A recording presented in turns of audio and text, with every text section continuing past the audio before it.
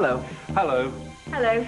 Today, we look at the news. And how it's reported on television and radio.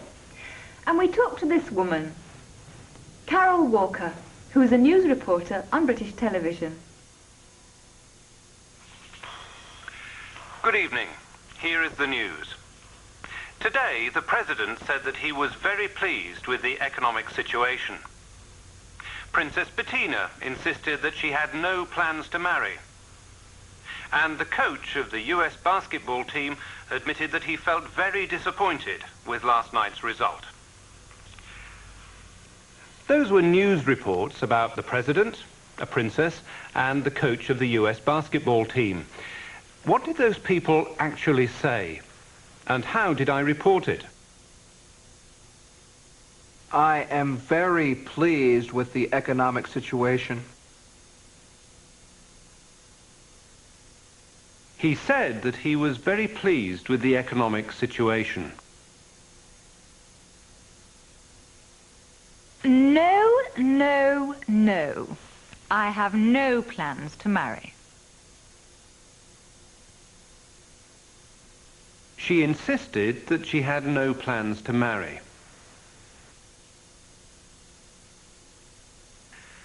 Yes, it's true. I feel very disappointed. He admitted that he felt very disappointed.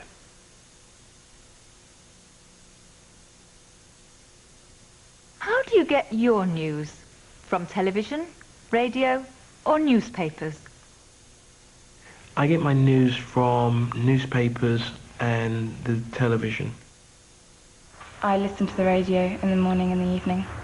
I get my news basically a lot from the radio. I don't watch a lot of television, and I don't have time to read the newspaper. I get my news via satellite television. I get my news by watching the television news each day.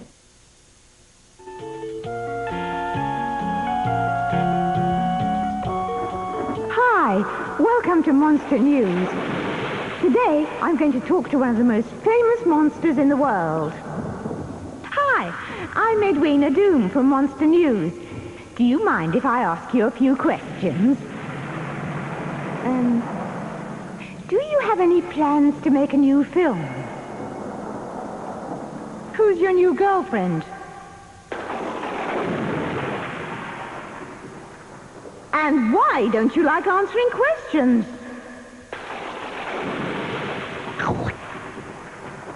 Now then, did you want to ask me any questions?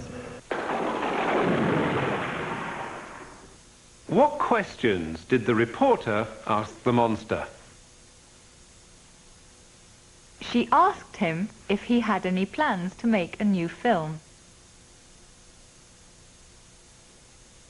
She asked him who his new girlfriend was. She asked him why he didn't like answering questions.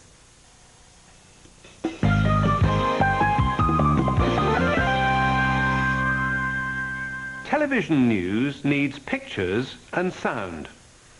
For any news story, there'll be a camera crew and usually a reporter who is on the spot to explain what is happening. Carol Walker is a BBC television news reporter. Let's find out how a story is put together and what the difficulties are. Basically, the way we normally work is I will go out with a camera crew to film interviews, street scenes, pictures of the disaster, pictures of people shooting at one another, whatever it may be. We take the pictures back and I'll work with an editor and record my voice track. The editor will put together the pictures, perhaps an excerpt of an interview.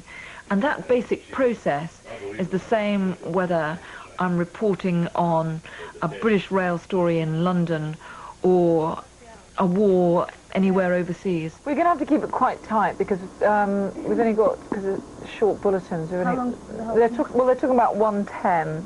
Okay, can I just have a look at the pictures we've got of the 225s?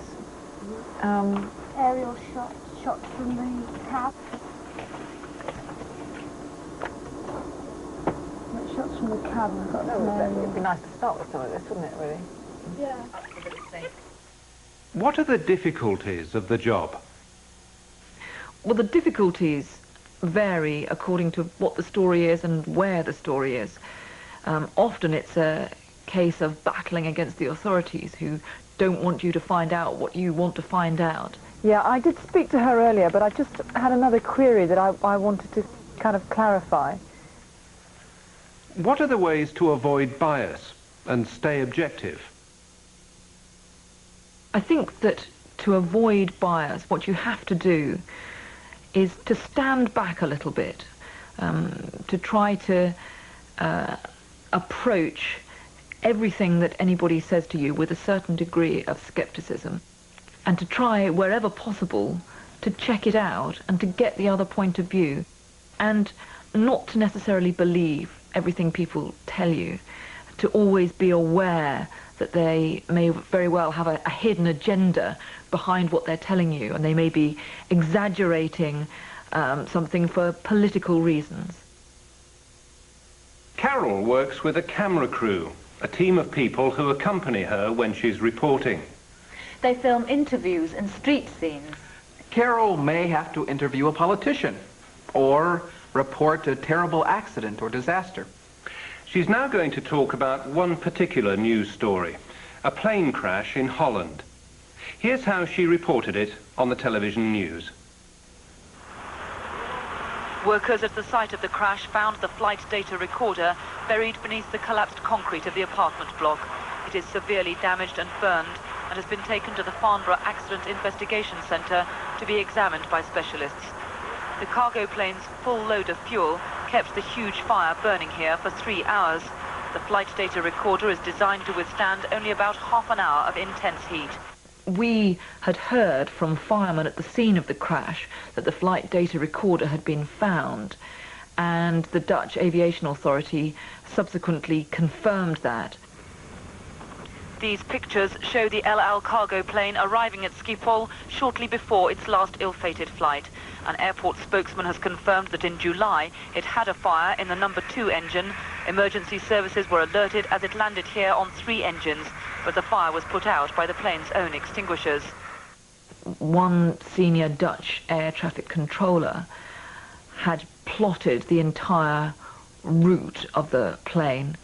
He was able to tell me at exactly what time the pilot had maydaid the emergency. He told me exactly the advice he'd given to the pilot. He told me what the pilot had done to try to avert the crash, and he told me why the plane had actually crashed where it had. Air traffic controllers have already given crash investigators some details of that final flight, number LY1862, which lasted less than 15 minutes. At 6,000 feet as it headed out along the coast, the Israeli pilot put out a mayday call, reporting fire in the number 3 engine. The radar map charts his downward spiral, circling twice as he struggled to control the plane. Air traffic controllers advised the El Al pilots to head for Schiphol's main runway, where a strong headwind might have helped him. Instead, he went for the closest runway, where a tailwind made his task more difficult. But by that stage, it is debatable whether anything could have saved the plane from crashing. Other authorities, for example, the city authorities from Amsterdam, the mayor gave a press conference, and we asked why, for example, initially the death toll had been put at in excess of 200. It was later revised to about 80. And the mayor said that it was because it was very difficult to have accurate records in that area where there was a large and partly illegal immigrant community. At the centre of the crash, the search for further clues is taking second place to the efforts to recover what remains of the dead before Friday's deadline when the site will be cleared. Experts here accept this will make the task of the crash investigators more difficult. Carol Walker, BBC News, Amsterdam. That was a difficult story to report. Carol interviewed air traffic controllers and people involved in the rescue operation. They were very concerned to find the flight data recorder. This is what Carol found out. We had heard that the flight data recorder had been found.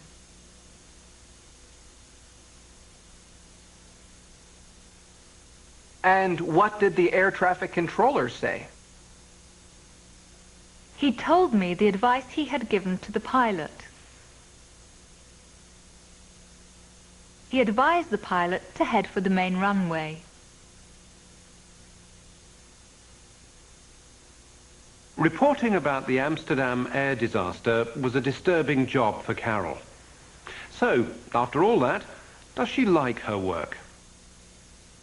I think I enjoy the unpredictability of it. I think I enjoy the fact that even if I'm having a rather boring day in the office, things can happen very suddenly and I can be travelling somewhere halfway around the world.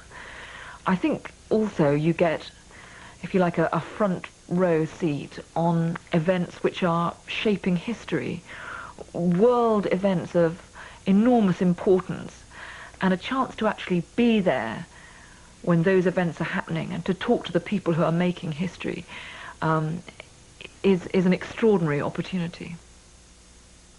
This is what Carol enjoys about her work. She likes having a front row seat. She reports on world events of enormous importance. And she interviews people who are making history. Today, we met Carol Walker, an international television news reporter. And she told us what her working life was like. That's all for now. Goodbye. Goodbye. Goodbye.